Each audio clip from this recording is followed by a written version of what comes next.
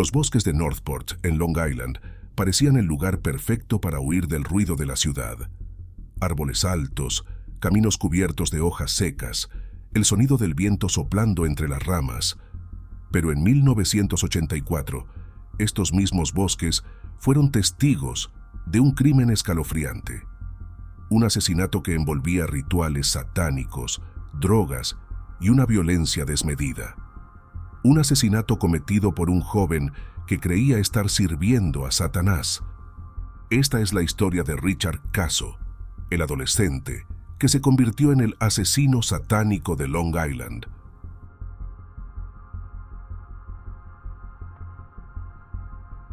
Long Island, Nueva York. A simple vista, un lugar pacífico, un suburbio ideal para criar una familia. Pero detrás de las casas perfectas y los jardines bien cuidados, se escondían jóvenes que no encajaban. Y entre ellos estaba Richard Caso.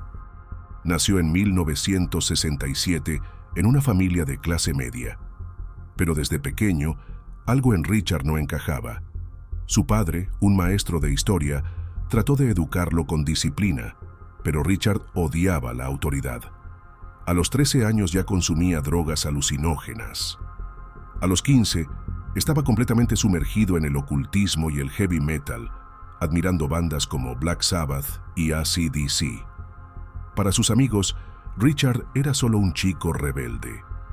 Pero dentro de su mente, una idea oscura se iba formando. Quería probar su devoción a Satanás. Los 80 fueron una época de paranoia satánica en Estados Unidos. Se hablaba de cultos, de sacrificios y de posesiones demoníacas. Y Richard Caso estaba obsesionado con ello. En su mundo de drogas y ocultismo, Caso creía que podía comunicarse con Satanás. Se hacía llamar el hechicero. Robaba tumbas, practicaba rituales y hablaba de sacrificios de animales. Sus amigos lo veían como un líder, pero no sabían hasta dónde estaba dispuesto a llegar. Robó un cráneo humano de un cementerio local y lo llevaba consigo a todas partes. Era su amuleto, su símbolo de poder. Para 1984, Richard Caso ya no era solo un joven perturbado. Se había convertido en un traficante de drogas y un peligro real para quienes lo rodeaban. Uno de sus amigos, Gary Lauwers, le debía dinero por una compra de drogas. Pero para Caso, el problema no era el dinero, era una cuestión de respeto. Y lo que haría a continuación sellaría su destino para siempre. La noche del 16 de junio de 1984, Caso y otros dos amigos, Jimmy Troiano y Albert Quinones, llevaron a Lauwers al bosque de Northport. Al principio, parecía una noche más de drogas y alcohol, pero Caso tenía otros planes. Según él, Satanás le pedía un sacrificio.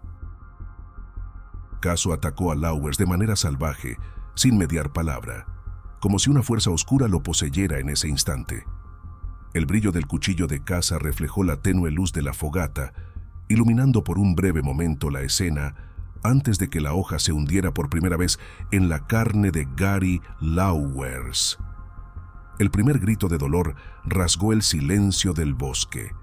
La víctima intentó zafarse, sus manos se alzaron en un instinto desesperado de defensa, pero Caso ya lo tenía inmovilizado. El cuchillo perforó su abdomen, luego el pecho, una y otra vez. La hoja entraba y salía, desgarrando piel, músculo y órganos internos, dejando escapar un borbotón de sangre caliente que empapó la tierra bajo ellos. Mientras Gary se retorcía en agonía, Caso sonreía, disfrutando cada instante. A su lado sus cómplices, Jimmy Troiano y Albert Quinones, miraban con una mezcla de fascinación y horror. No intentaron detenerlo, no dijeron una sola palabra. Era como si estuvieran bajo el hechizo de la locura que dominaba a Richard Caso, pero no fue suficiente para él. Lauwers aún respiraba, aún tenía fuerzas para aferrarse a la vida. Sus manos temblorosas intentaron contener la hemorragia. Su rostro cubierto de sudor y sangre reflejaba el terror absoluto. con voz entrecortada, suplicó por su vida. Pero Caso solo se inclinó sobre él, con el cuchillo aún goteando sangre y una sonrisa demente en el rostro. «Di que amas a Satanás», le susurró al oído. Lauwers negó con la cabeza, las lágrimas mezclándose con la sangre en su rostro. Otro corte, otro grito. Caso lo golpeó en la cara con la empuñadura del cuchillo, partiéndole un diente. Gary, con las fuerzas al límite, sintió que su vida se le escapaba entre cada latido debilitado. Su boca temblorosa apenas pudo pronunciar las palabras que su asesino quería oír. Fue su último susurro antes de que Caso le asestara la puñalada final en la garganta, abriendo un corte profundo que acabó con cualquier esperanza de sobrevivir. La sangre brotó en un chorro oscuro, empapando la tierra y las hojas secas.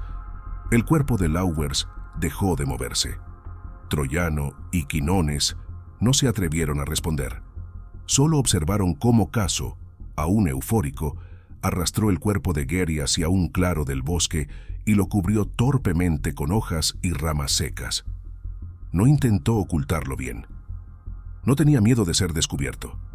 Para él, esto no era un crimen, era un sacrificio. Cuando terminaron, se alejaron del lugar, dejando atrás el cadáver que comenzaba a ser reclamado por la naturaleza. El aire se volvió más denso, el silencio más pesado, como si el bosque mismo supiera que esa noche algo más que un joven había muerto allí. Algo demoníaco había sido liberado.